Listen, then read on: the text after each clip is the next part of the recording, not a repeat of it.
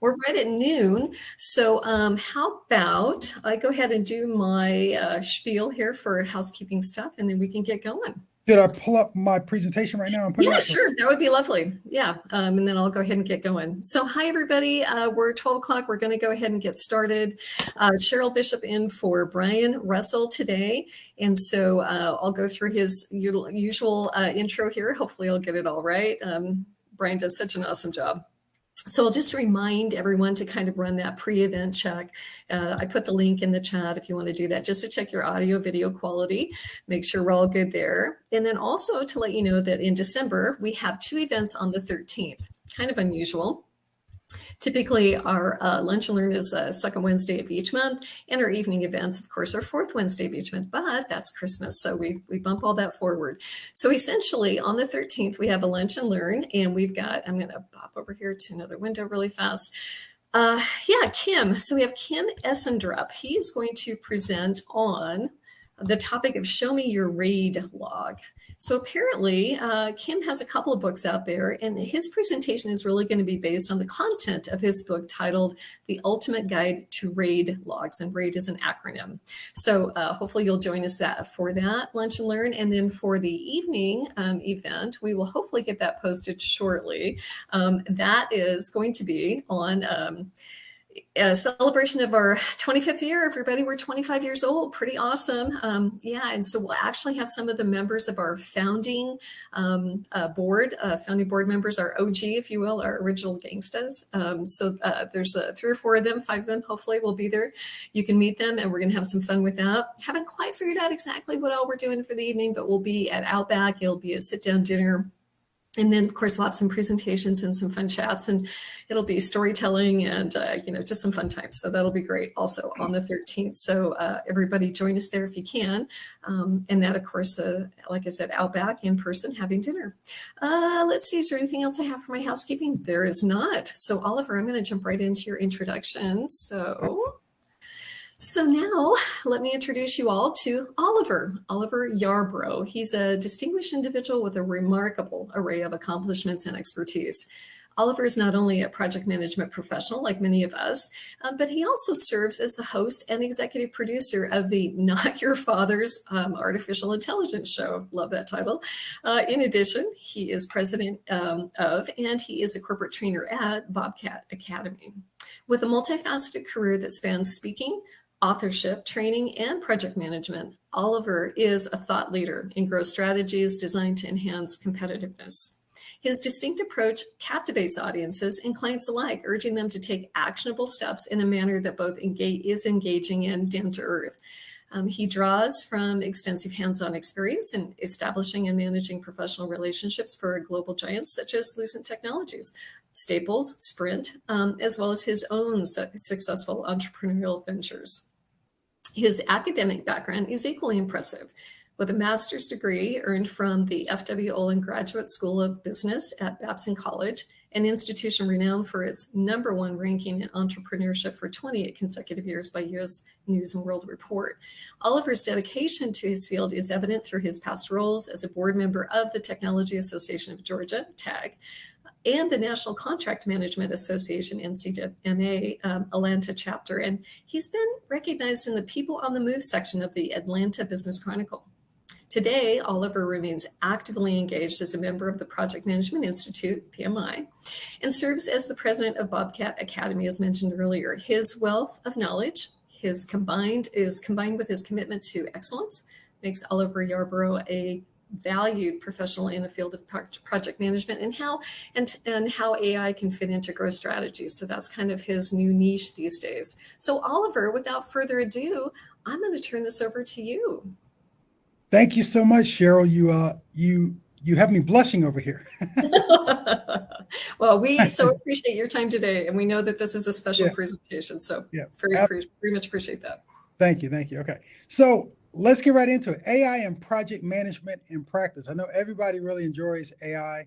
Just so you know, I can't really see anybody. So if you have comments, feel free to chime in, and I'm sure someone from the team will let me know.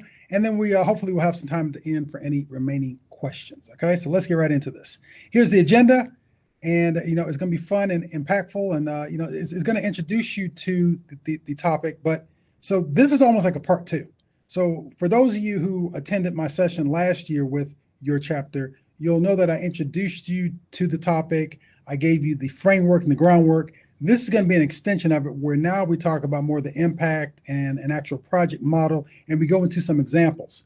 So it's going to be definitely an extension of that one. That being said, who am I?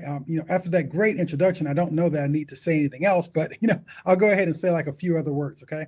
So I am Oliver Yarborough. I'm a PMP, as everyone here knows. It stands for Project Management Professional. That's the highest designation that you can get in the project management profession. I have this little company called BOBCAT Academy, and we specialize in maximizing the value of your project managers and team performance. So let's get into this. All right. Managing projects yesterday versus today. I remember like it was yesterday. Steve Jobs revealed the very first iPhone. I don't know about you. I know where you were back when the iPhone was released. Maybe you were working a job, or maybe you were in school, or maybe you were in grad school, or maybe you were just working your own business. But I remember where I was. I used to work for this company called Sprint, which is now a part of T-Mobile. And, at the time, if you recall, or if you read back in your history books, the iPhone did not exist in 2007. At that time, it was Blackberries and Palm Trios and all kind of other phones, but there was no iPhone. I mean, the iPhone is everywhere now. Androids are everywhere. They did not exist in 2007. Well, I was at the time an enterprise account executive selling into some very large accounts. And, many of us talked about how, the iPhone is great. It's a nice little toy. It's going to be great and all, but no enterprise environment is going to allow an iPhone in there, because of course, at that time, the BlackBerry Bez was, renowned for its secure features. Well, as you already know from history, we got it wrong to a certain extent. The iPhone was very disruptive. I mean, I can't think of anything up until AI now that was more disruptive as quick as the iPhone was. From the moment it hit the market, within 18 to 24 months, it displaced not just the number one, but the number two player in that space. BlackBerry and Palm were basically knocked out. Palm ended up being bought by HP, and BlackBerry became it moved on to something else. Why am I bringing this up? Because technology seems like it moves so fast. Like, for example, December or so of last year in 2022, the world was introduced to ChatGPT. That was a game changer. Everybody then jumped on the AI bandwagon. You have so many experts popping up or whatnot, and that's a great thing, right? But I'm saying this because it looked like it just came out of nowhere. Like, oh my gosh! I mean, it's OpenAI. It's Bard. It's just everybody's got an AI chatbot. What is going on? Well, what a lot of people don't realize is the infrastructure was being built over the last 5 or 10 years. So it didn't just pop up out of nowhere. So what I've been doing the last 6, 7, 8 years or so is I've been telling people, here's what's happening. I'm seeing the infrastructure being built. And I'm like, do you realize the road is being built? It's going somewhere. You can get ahead of that road and buy real estate and get prepared for it, or you can just it just comes and you're not ready for it. I noticed how it was impacting the financial services industry. I noticed how it was impacting the healthcare industry. I'm like, it's going to impact project managers, because if it can impact these professions, these industries, it can most certainly impact project managers. So that's where we are today. And that's what I want you to understand. So if you thought, or if you understood how the iPhone has been very disruptive and it continues to be disruptive, just imagine how much more disruptive AI will be over the coming years. All right, I love to say yesterday's future is today's reality. Think about the stuff like 15 years ago you thought was just so sci-fi, so enormous, so outrageous. Well, guess what? That's just common now. For example, if you had told someone 15 or 20 years ago, there will come a day where you will be able to program your house, the equipment, the machines, the various appliances in your home to activate themselves once you get, say, a mile or two from your home. Your temperature will start to go up or down. Your stove will come on. Your bath water might start running. I mean, all these things can happen automatically based on you getting close to your home. Well, that exists already. People are doing that, as we speak. Their whole home has been just basically customized, it's personalized to their own liking, and it's all based on technology. So again, yesterday's future is today's reality. Okay, AI's impact on project management. What we see here is a lot of project work takes place online. Almost everything you do. I mean, if you're working on a laptop, if you're doing anything over the internet, that is happening online. Work that happens offline can be more easily captured. So what's happening here is the work we're doing online already, it's already being captured. So if you're doing anything on a laptop that's connected to the internet, if you're doing anything on your phone and it's connected to the internet, anything connected to the internet is happening online, that data is being captured in real time. The question then becomes, what do we do about the data that's happening offline? Well, guess what? We have something. That data can be captured via things like chatbots and Internet of Things, IoT-enabled devices, and brought online. If you're not familiar with Internet of Things, just think of it like this. Internet of Things allows machines to talk to other machines. So for example, your car talking to your home. Like for example, your car talking to your thermostat, telling it that, hey, I'm 2 miles away, get the home ready for me to come there, and I love my temperature at like 72 or something, right? So bring it down from 74 or 75 and bring it down to say 72. That's an example. I used to have a client years ago who put sensors on fridges and boilers for a school system. And what that did is that sensor then monitored the healthiness, the health and wellness of that fridge or that boiler. And it would basically ping. It would send messages back to a call center, and it would just say, I'm fine, I'm fine, I'm fine. Oh, temperature is dropping. It's getting kind of warm here. The food in here is going to go bad. We need this fixed. So then the call center would see these telltale signs that something's wrong, and they would deploy a specialist to that school to then look at that fridge and then fix it. That's an example of the fridge then it's communicating back to a call center. So that is an early example, and that was years ago, of a subset of the Internet of Things.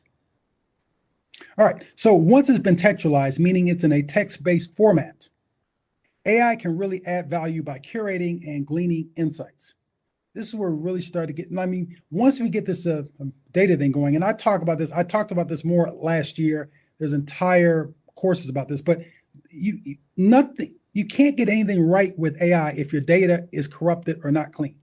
You have to start with good, clean data, and it needs to be comprehensive in that we need to make sure that we have the most comprehensive data from both offline and online.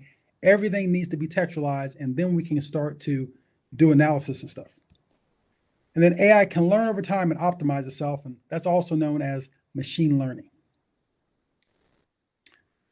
So what can AI do right now, today, as we sit here, as we stand here, as we go through this session here? What can AI do right now? Well, guess what? It can collect data, it can analyze it, create workflows, estimate schedules and budgets. It can allocate resources, it can prioritize and assign tasks, forecast and monitor progress. Additionally, it can conduct predictive estimating and forecasting, using things like machine learning to discover the key drivers and trends behind ongoing and dynamic sets of data. And it can find patterns and correlations between data sets. See, this is the cool thing about machine learning and AI. I don't care if you're super smart. I don't care if you're a brainiac. I don't care if you have the best scores in the world and you're a genius. You're never going to be able to hold as much information in your brain as a computer, particularly a network of computers, or in the most extreme case, a large language model. They could have billions of data sets. I don't know about you. You might be pretty smart, but billions of data sets is a lot. And being able to recall that in an instant, that's the beauty of AI and these LLMs, is just a breadth of data. And they can see correlations that you and I can't see with the naked eye. This is the power of AI and what we're currently seeing in generative AI with the LLMs. And then you can automate the most redundant tasks. This is just simple automation. I mean, I tend to group a lot of things under AI. I group automation, which is robotic process automation. I group machine learning and AI. Now, understand, I know that these are separate things, okay? But just because most people are not familiar with the full scope of things, I just group these all under one term. But understand this, true AI isn't quite here yet. True AI is where a machine literally replicates human thought. It's basically is you. We haven't quite reached that level. Some may call that general AI. We haven't quite reached that level yet, but we are getting some very intelligent machines as far as them being able to learn and adapt and stuff like that, and then able to augment us. But when we get to that level where it's starting to, replicate human thought, that's a whole nother level. Okay, so let me tell you like a little story. I know everyone loves stories, and if you heard this before, fine, but if you haven't, it's very relevant. So years ago, and when I say years ago, I keep saying years ago, right? Years ago, like a decade or more ago, I used to have another business that was a consulting firm. I had a business partner in there and the whole 9 yards. What we used to do back then is we offered a service. One of our services was we would shadow project team members, and we would document what they did step by step, so our client could train other people on the team members' roles. Now, you're probably asking yourself, this seems so simple, Oliver. Why would anybody pay you to shadow employees? Why not just have the employees write down what they do? Why don't the employees just go ahead and do like a Loom video and just I'll do 1, 2, 3, 4, 5, and it's done? Why pay you all this money to shadow our team members? Well, I'll tell you why. Because people are humans. Some people are good at doing what they do. They're not good at training and teaching other people. Like they're really good, like they're superstars. Like they're like Michael Jordan of project management, but they're not good at explaining to other people how to replicate what they've done.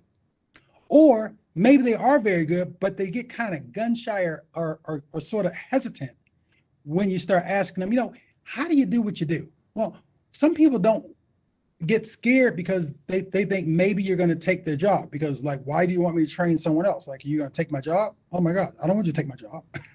No. So anyway, you hire a company like what I had, and we came in and we literally sat next to a person for a week or 2 weeks or however long it took.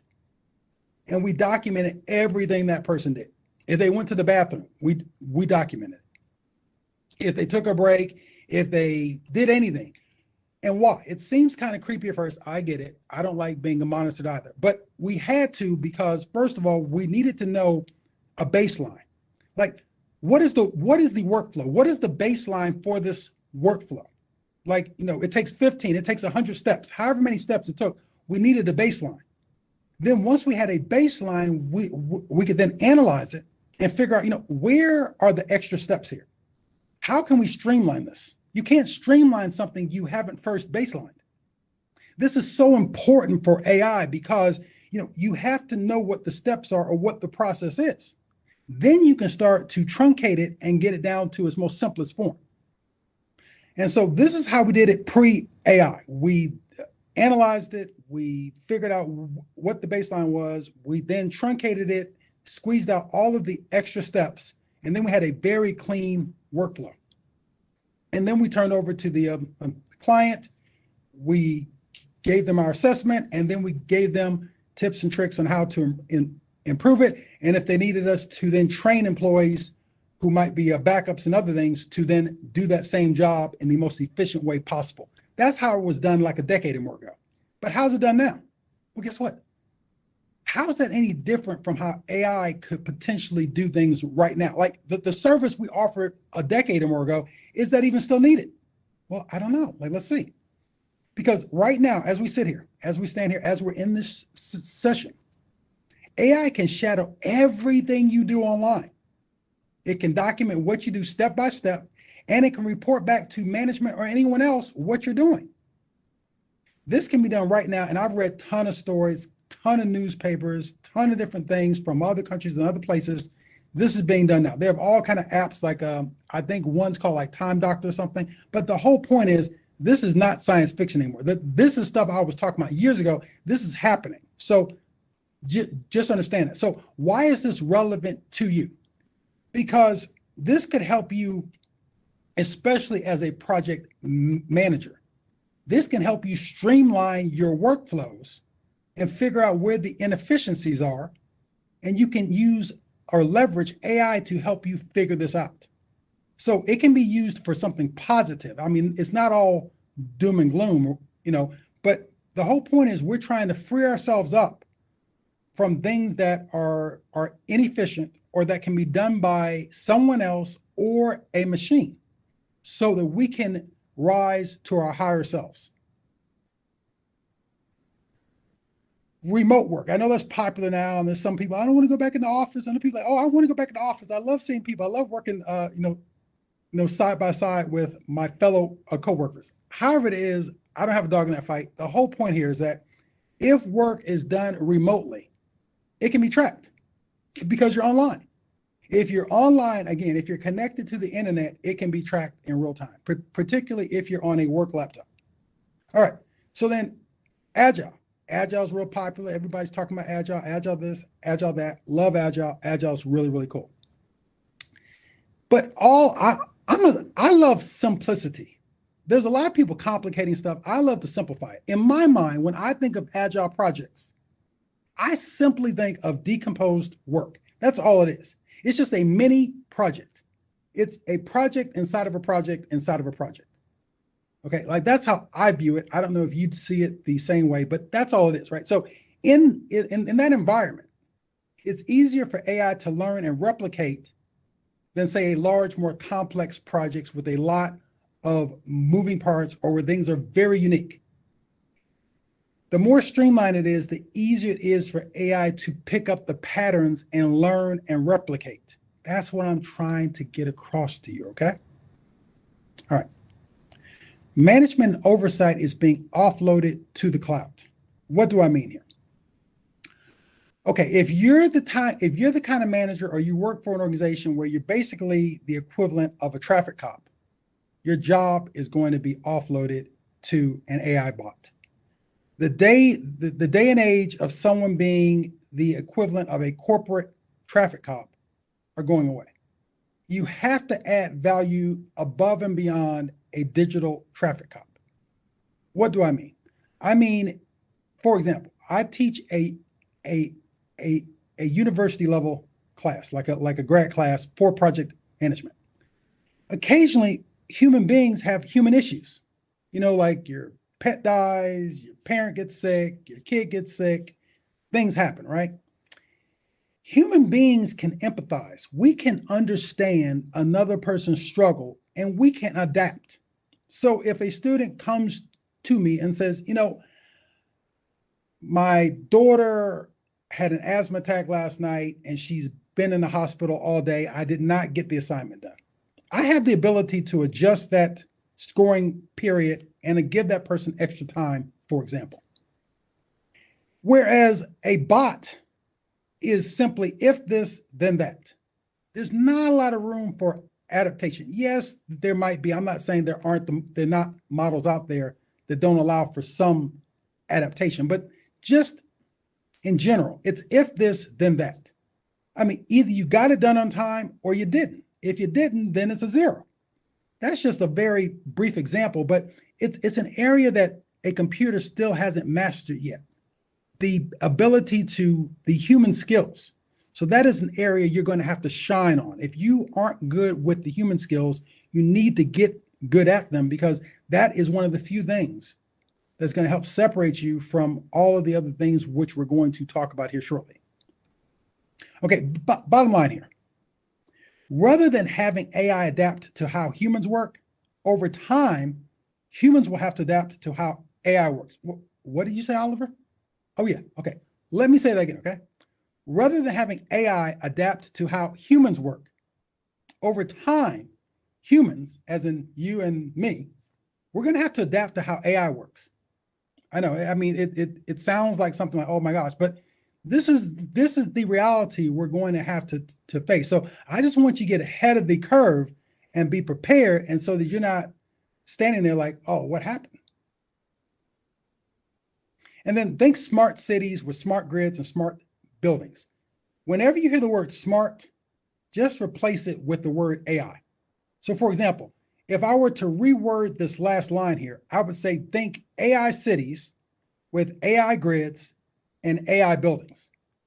And that goes back to what I said earlier about the Internet of Things. Everything will be talking to everything. So your lamppost will be talking to your HVAC, will be talking to the car or the trolley on the street, to the bike on the road. All these things will be interacting with each other in one mesh. So just keep all of this in mind, because we're engaging and interacting with AI on a daily basis, whether we realize it or not. Okay, so let's get to the fun part. Oh yeah, you know what? You got me all excited, Oliver. Now give me the meat. I'm like, okay, here it comes. Build an AI project model. This is not a workshop. I go into this in much more detail in a workshop, but I want to just whet your appetite on what you can do and what's possible here. All right, so before you can manage an AI project, you need to make sure you have an AI project model. Oh, Oliver, what is an AI project model? Glad you asked, because here it is. Think of an AI project model as a visual illustration of the key characteristics of your project and how your organization or team leverages AI to create value. You see that word value? You need to step back, okay? I like simplifying things. There's way too many people and things out here complicating things. I want to just simplify it. Let me ask you a question. How do you, not anybody else, not your team, how do you specifically, you personally, how do you add value? How do you create and add value? You need to answer that more importantly now than ever before, because you need to know what your strengths are and what separates you from everyone else, because then you can start to fill those gaps and start to complement what you do with other people as well as other machines. You see what I'm getting at here? All right, so here's how it looks, okay? And this applies to any industry. I talked to a number of groups. It does not matter if you're in an IT environment, a construction environment, if you're in a financial services, healthcare environment, it does not matter. This model will work for you. Of course, it will need to be adapted based on the technology you employ, but the basic model still applies here. You need to determine your requirements, and I will talk about this more here shortly. You need to choose a cloud-based platform. You need to integrate software, and you need to connect AI apps. I talk specifically about practical ways of using AI. I'm not talking about you getting a programmer and you building your own stuff from scratch and all these things and buying your own data centers and stuff. No, that's way too complicated, way above most of our pay grades. I'm talking about something which is practical, something which you can get started with and use off of a simple P card. All right, so these stages look like this. Number one, determine your project needs and requirements. For example, what problems are you trying to solve? I can't tell you how many times I've seen over my career projects fail because garbage in, garbage out. People are focused on the methodologies and frameworks way too much. Just get the job done. But you can't get the job done or at least get it done right if you're not clear on your scope and requirements. The simple act of being clear or getting clearer on your scope and requirements makes your job so much easier over time.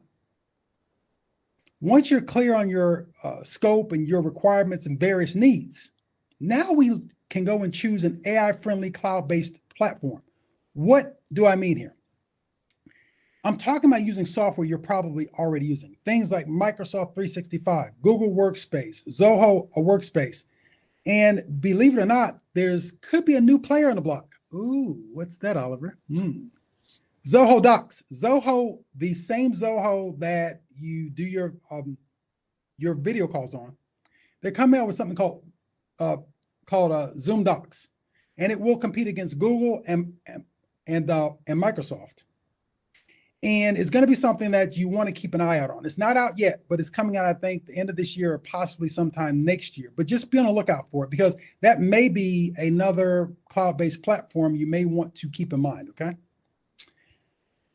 And why do I say choose these? Because these are large platforms. These platforms already have AI built into them, and they have a lot of connectors, meaning you don't have to spend extra time and money trying to tie in and using like a bunch of programs and stuff, trying to get stuff tied in. They already have pre-built stuff. The most popular software already has pre-built connectors that just fit right in. It's almost like going to your app store on your phone and just downloading an app. You don't have to worry about it working because it's been customized for that platform.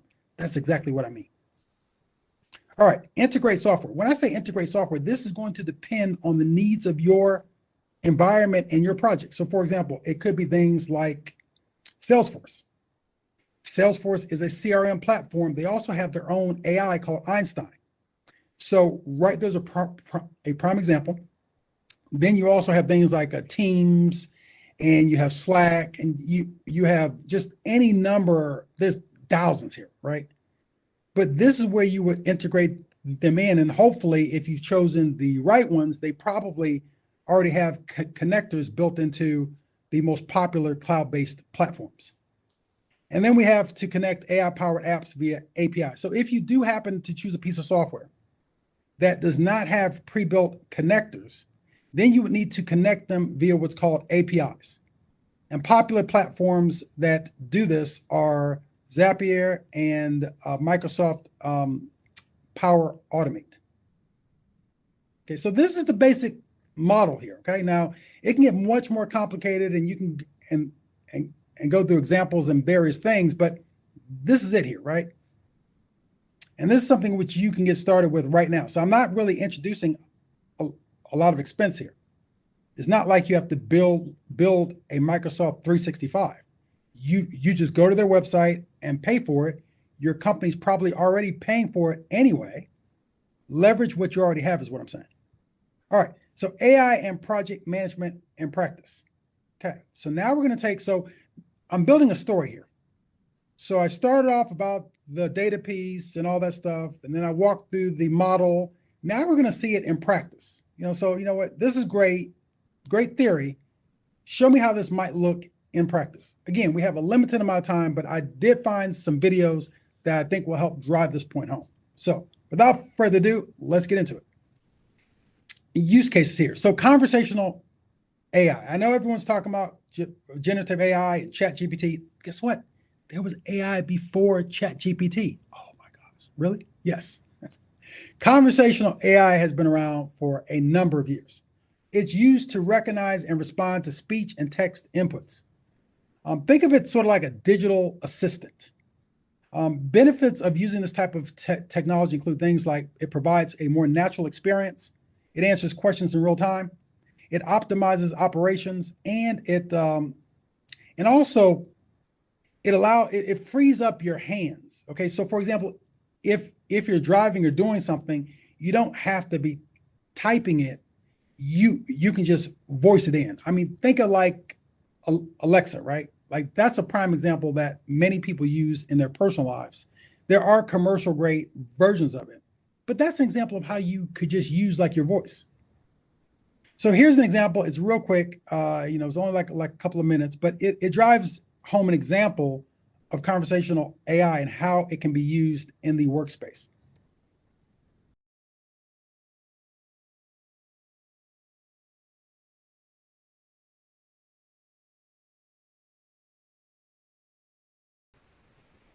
All right, back over to me. Okay, great.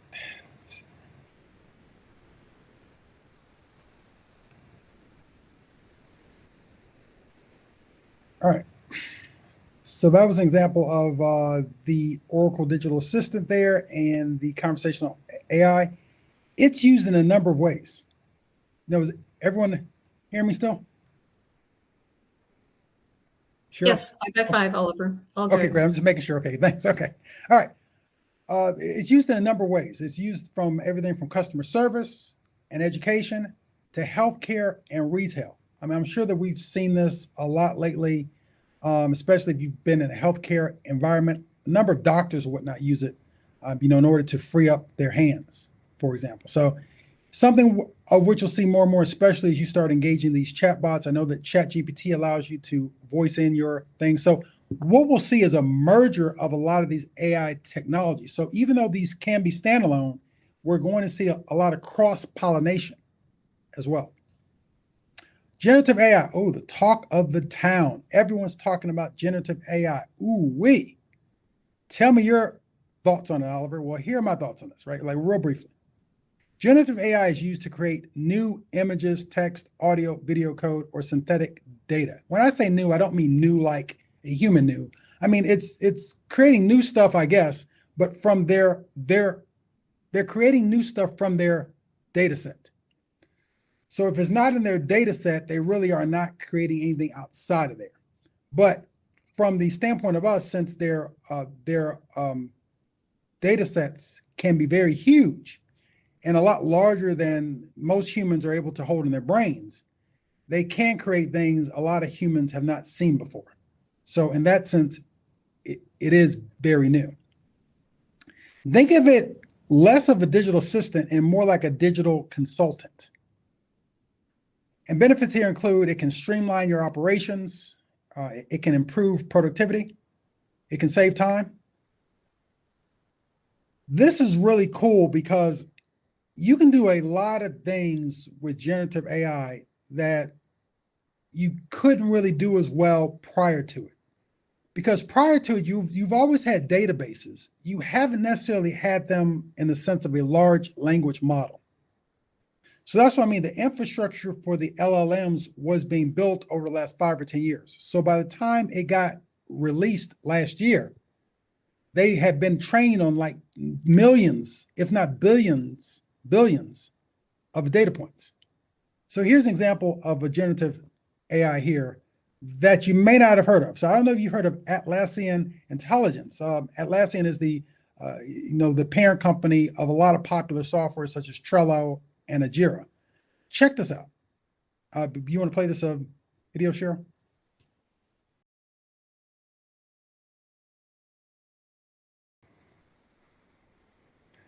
Is that cool or what?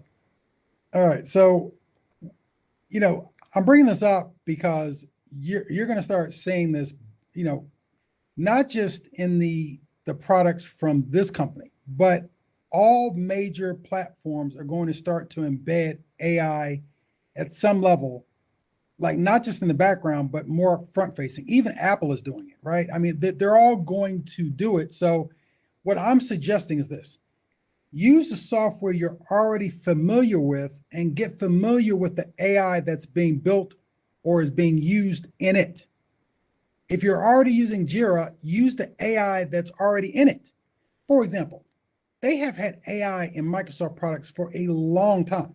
For example, they've had AI in Microsoft, for example, PowerPoint for years.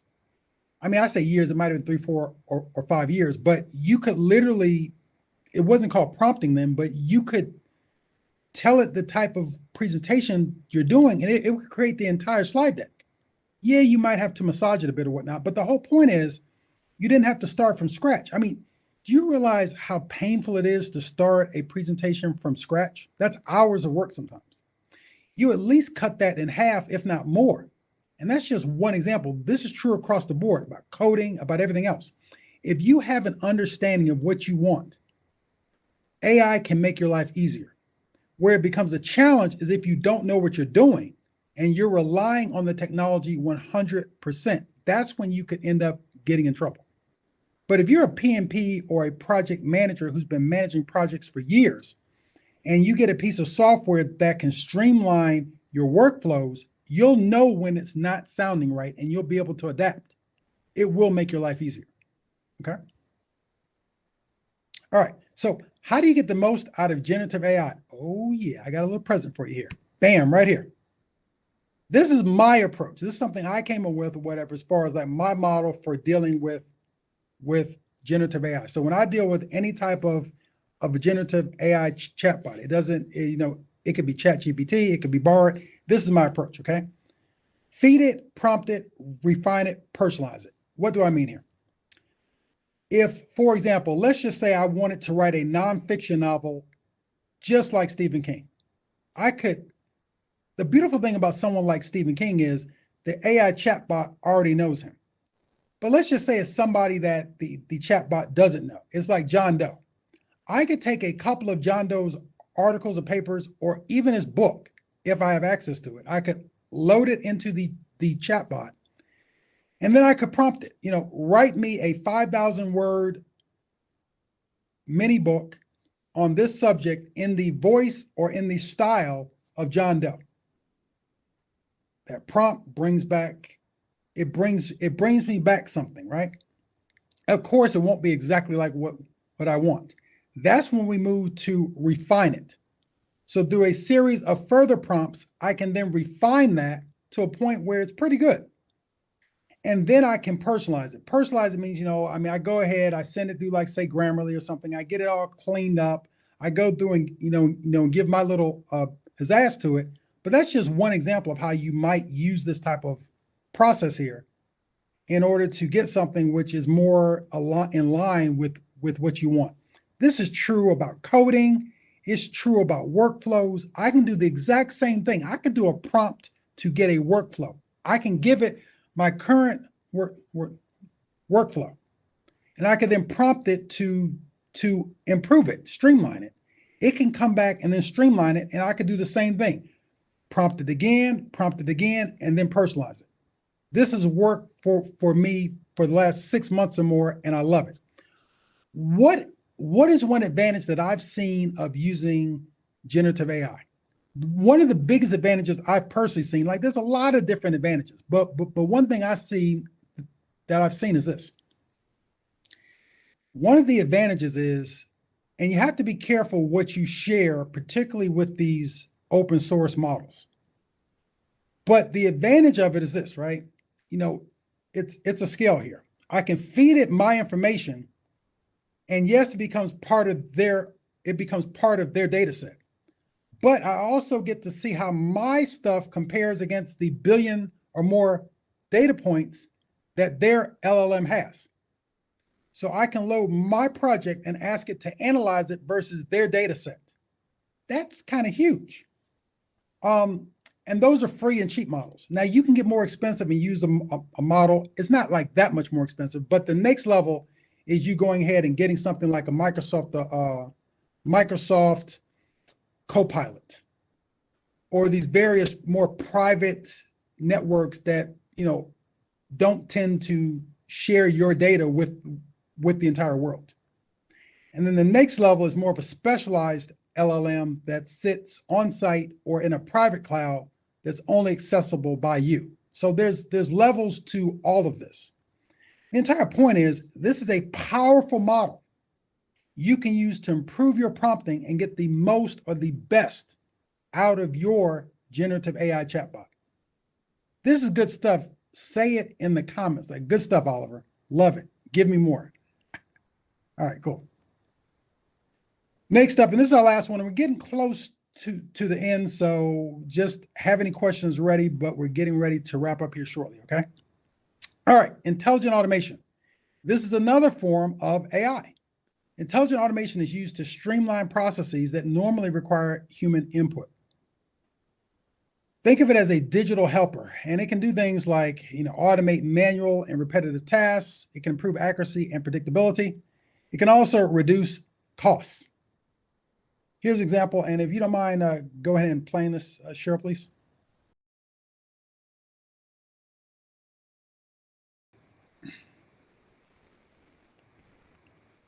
All right, so why do I bring that example up? Because how many of you are doing daily stand-ups and stuff like that? I mean, I'm not saying stand-ups are not important, okay? There's important to camaraderie and hear what other folks are doing, but I don't know about you, but when I used to be a practitioner, I used to be more of a subject matter expert.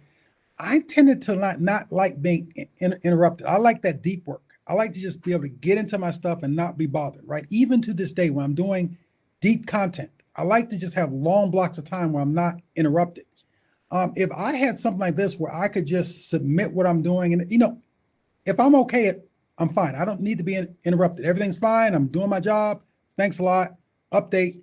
So something like this allows you to voice it in, text it in, however you want, but it ends up in this, for example, in this case, a Google Sheet where you can see. So for example, if I'm the project manager and I can see all my team status updates without having to get everyone on the phone at the same time, I can see that John, Sally, Aaron, Hadik, everyone is on track.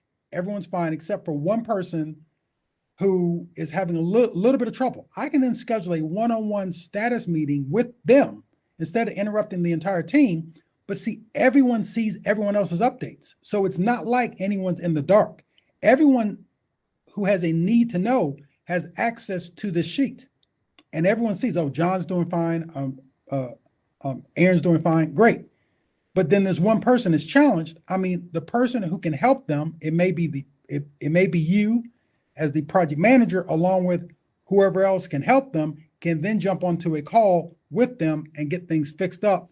And then that way you don't have to have daily stand-ups. Maybe now you go ahead and go from a daily stand-up to a couple times a week or once a week, and you free up 15 or 20 minutes a day at a minimum.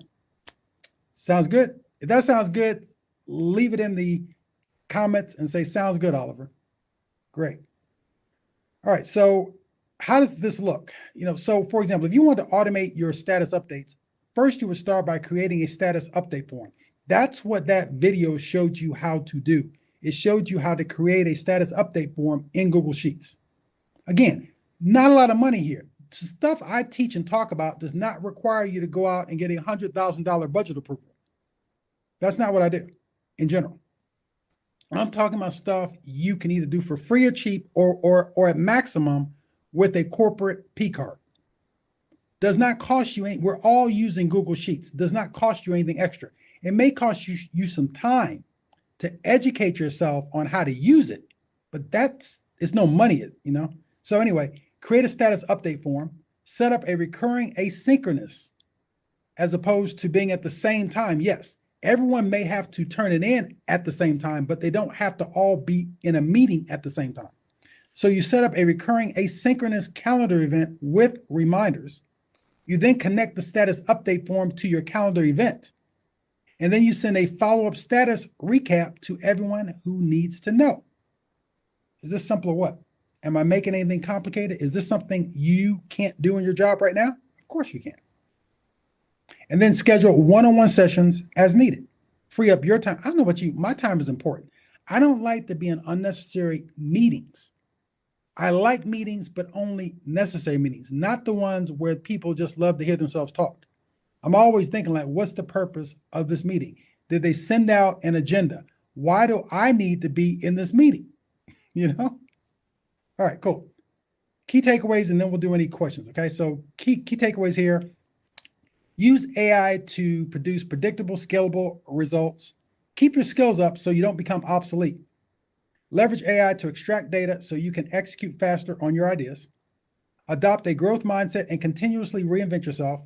Build and use an AI model. And last but certainly not least, be human, because that's what's going to separate you from everyone else, or I shouldn't say everyone else, because hopefully everyone else is human, right? By being human, you're doing what only a human being can do.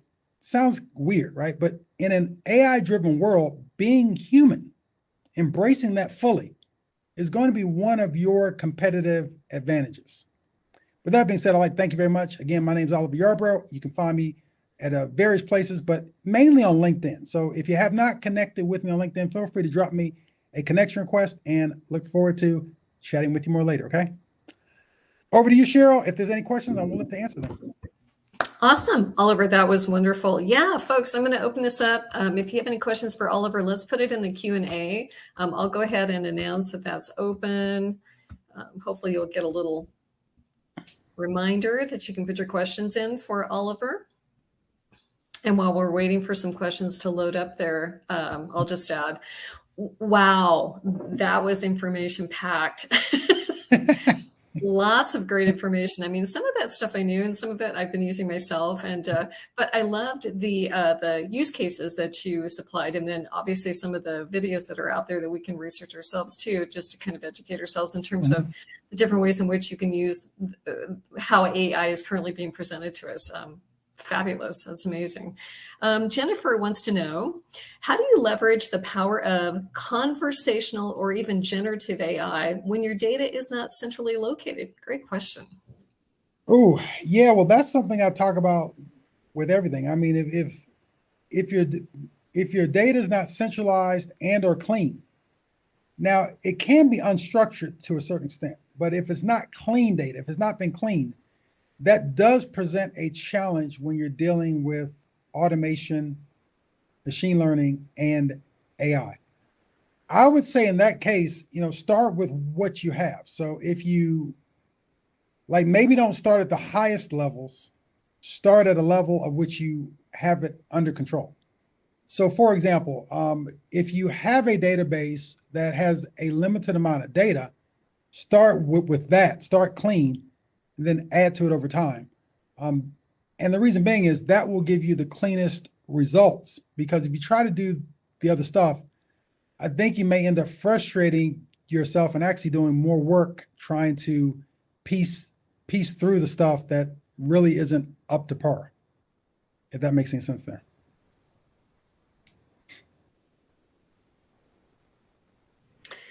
So Jennifer, did that answer your question? Because I read your question as meaning maybe you have a situation where there are project managers all over the company, perhaps, and they're storing data in different formats and different locations, and it's really not in a database per se. Is that more of what you were thinking of in terms of how to use generative AI when the data is not centrally located?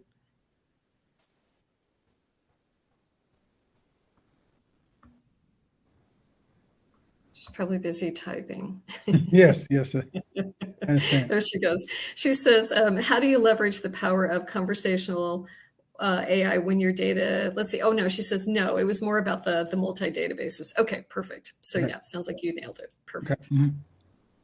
All right, anybody else? We've got just a couple of minutes left while we have Oliver. It'd be a great opportunity. And just so everyone knows, as always, we will put the recording and the links out on YouTube, however, per Oliver's request. And that's primarily because much of what you do, Oliver, are paid presentations, right? But you're being very nice to our chapter and offering this as gratis. So we so appreciate that. But in doing so, we do have to limit access to what Oliver does for us. And so there will be links that you can use that we'll give to you when we email you from Hopin, but those are private links. And so we won't have it publicly accessible anymore. And so we'll shut all that down, obviously, in last year's presentation as well. Oliver, sorry about that. That was our bad. Okay. Let's see, we got some more. So Tamika, oh my gosh, yeah, there's more rolling in. All right, let me start at the bottom here. Okay, so Ina, probably mispronouncing that, sorry, Ina. Do you think that PM, project management role, will become obsolete or change in the future? I think it will not be obsolete. Will it change? Yes. So if you've noticed, right, this has been happening well before AI. So I've been at PMP since 2010. I've been managing projects at different levels ever since I've been in corporate, right? I would say that we experience a lot of disruption with Agile. Agile has disrupted the project management profession quite a bit, meaning that the traditional way of managing projects for a lot of us has been adapted. So we've been dealing with having to adapt for a long time. And I would argue that a lot of what we're calling projects now are not really projects in the traditional sense. So if we take that mindset, the same thing is going to happen with AI, but just on steroids, in the sense that we're going to have to adapt our definition of what it means to be a project manager. So we will still have people who are project managers and managing projects. You just may not have the title, or you may be doing it using different tools. But the human element of it, I don't think that's going to change, at least not anytime soon. And I think that we will need to probably spend more time on what's on what PMI is calling power skills. Yeah, I agree with that, Oliver. And we're at one. However, we do have a couple more questions. So if you're able to hang with us for just I don't a mind minute sticking for around. those. Yeah, I don't mind just sticking around like a while longer. Yeah. Awesome. Okay. Well, so we had a question from, is it Geetha? She says, what AI expertise should project managers focus on? Well, I would say for the average person right now, knowing the environment we're in, I mean, it probably makes sense to become very familiar with generative AI. Only because that's when most people in 2023 think of AI, that's what most people think of. I'm not saying everyone, but I'm saying if you polled, and I'd sit on a number of calls and a number of workshops, most people don't really know what AI is. Like they think of generative AI is AI and that's it. Like there's nothing else. So I would probably say from a starting point, because it's probably the easiest, start with generative AI, learn prompt engineering, learn how to write good prompts. The advantage here is that you do have templates. You do have a number of places of which you can get basically like a templates, and they already have pre-built prompts for every single database. So you don't have to, I mean, if you're not an imaginative type of person, you don't have to come up with your own prompts. You can use other people's prompts and just adapt them for your data. That's where I would start. Secondary, if I had to move outside of generative AI, I would say that the next thing I would look at is intelligent automation. That is basically streamlining your workflows using AI. And that's something I talk about in my latest LinkedIn Learning course about how to basically leverage AI to streamline your workflows. Oliver, that's a great segue. So the next question Tamika poses is, will there be any future AI events or workshops in the near future, Oliver? And it sounds like you have some through LinkedIn. Yes. Mm-hmm. Yeah, so I have my latest course is called Intelligent Automation for Project Managers. That released in September of this year. That's my latest publicly available course. Of course, I speak at various PMI and other events every single month. Some are advertised, some aren't. And then the other thing I would say is I am working on something personally that may be beneficial. So I would say the best thing is to follow me on LinkedIn, and you will get the latest updates or whatnot, okay? That's perfect. Well, listen, we're at 3 minutes after. We've lost a few folks, but we still have about 24 folks hanging in there. Wow. So thanks everyone for staying Thank you, with everybody. us. Yeah, thank you so much, Oliver. This was wonderful. And like I said, we'll make sure that these are not publicly accessible on YouTube, but they will be accessible through private links through our membership. So Sounds good. Thank you so much, okay? all right. Thank you. Take care, everyone. Okay, bye. Thanks.